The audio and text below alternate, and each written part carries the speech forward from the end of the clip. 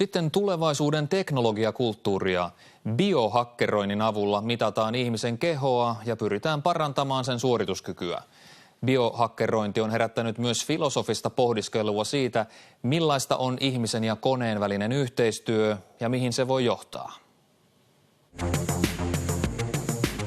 Mulla on esimerkiksi tässä tämmönen mun ryhtiä seuraava laite. Tää ei ole mikään peruspinni.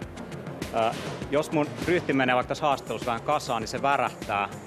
Ja sitten kun mä korjaan mun ryhdin, niin se lopettaa sen. Ja mulla on tässä tämmönen kännykkäsovellus, joka kertoo, että mulla on tänään hyvä ryhti. Tällaista on biohakkerointi.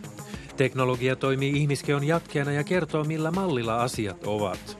Teemu Arina hakkeroi paitsi fyysisiä myös henkisiä toimintojaan. Hän mittaa esimerkiksi viihteeseen ja kulttuuriin käyttämänsä ajan. Mitä mä tässä tavallaan teen, niin mä ohjelmoin mun hermostoa uusiksi. Siitä on kysymys biohakkeroinnissa, että mä muutan mun käyttäytymistä. Biohakkeroinnin ympärille on viime vuosina kehkeytynyt myös erilaisia teknisiä keksintöjä. Oulussa on kehitetty maailman ensimmäinen hyvinvointisormus Oura, jonka anturit mittaavat kehon lämpötilaa ja sykettä. Esimerkiksi sitten yöaikaan niin näiden mitattavien suureiden avulla pystytään määrittämään käyttäjän unen laatu ja pystytään myös havainnoimaan eri univaiheet.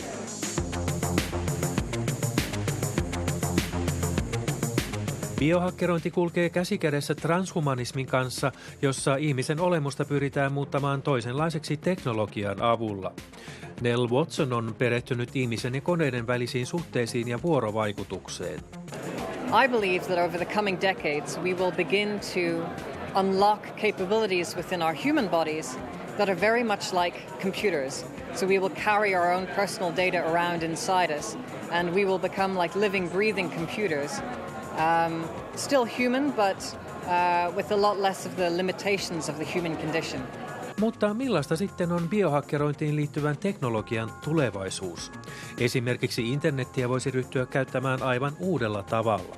Tällä hetkellä me käytetään sitä tosi kömpelöiden käyttöliittymien kautta, ja nämä tulee katoamaan. Kännykät, tabletit on niin kuin katoavaa. Ne tulee sulautua meidän silmälaseihin, tai tekosilmäksi, tai sitten jopa suoraksi jatkeeksi sun hermostolle.